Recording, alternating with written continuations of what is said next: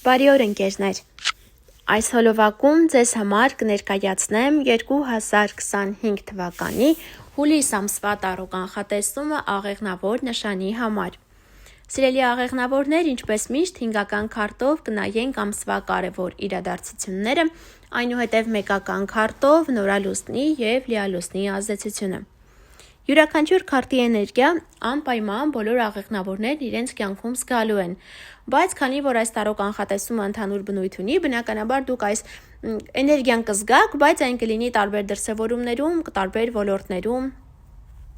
Եթե ձեզ հետաքրքրում է անհատական խորհրդատվություն, թե տարո, թե հորոսկոպ, կարող եք ինձ գրել Instagram-յան էջում անձնական նամակով։ Այսպիսով, սիրելի ընկերներ, ամիսը ձեզ համար կսկսվի նոր սկզբով, նոր բան կսկսվի ձեր կյանքում, հնարավոր է նոր հարաբերություններ, նոր շփում, կարող է ամուսնություն կամ երեխայի կնունք, նոր էմոցիոնալ սկիզբ է ձեզ սպասվում դրական առումով։ Հաջորդ քարտը մեզ ասում է նրա մասին, որ ինչ-որ բան ձեր կյանքում ավարտվի։ Թե ինչ կավարտվի, ամեն մեկը մի ձև կզգա, բայց այս ավարտը նրա մասին է, որ այլևս վերականգնել հնարավոր չի լինի։ Ինչ-որ բան վերջնականապես ձեր կյանքում կավարտվի։ Կարող է այն հարաբերություններ լինել, կարող է աշխատանք լինել կամ այլ ինչ-որ հարցեր լինեն, բայց ավարտ է սպասվում։ Որևէ կին, ով ծնված է հողի տարերքի ներքո, դա է այծեղջյուր, ցուլ կամ կույս, ինչ-որ դեր կունենա ձեր կյանքում, այս կինը կարող է լինել թե ձեր շրջապատից, ձեր ընտանիքի անդամներից որևէ մեկը, կարող է լինել նաև նոր ծանոթություն։ Այս ամսվա ընթացքում ձեզ սպասվում է կայուն ֆինանսական աճ, ոմանք գուցե նվեր ստանան, այն կարող է լինել և գումարի տեսքով և ոչ, կամ նոր ծանոթություն կարող է լինել որևէ տղամարդու հետ, ով բավականին պրակտիկ է։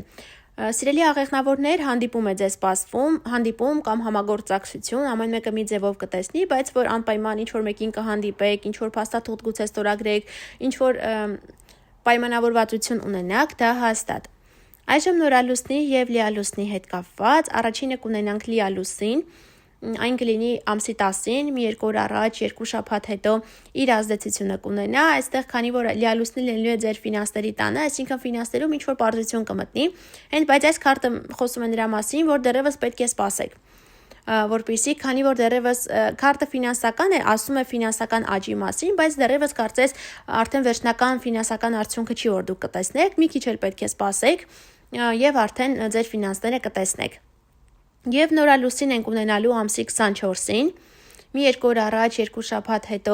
իր ազդեցությունն է ունենալու, այս ժամանակահատվածում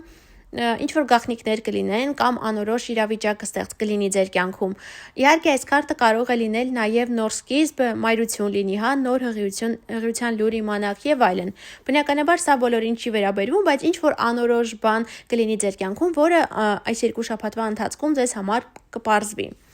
Այսքանը սիրելի ընկերներ, սիրելի աղեղնավորներ կապված հուլիս ամսվա հետ, բաժանորդագրվեք ալիքին, սեղմեք զանգակի կոճակին, որ բաց չթողնեք գալիք ամիսների կանխատեսումները, իսկ մենք շուտով կհանդիպենք, ցտեսություն։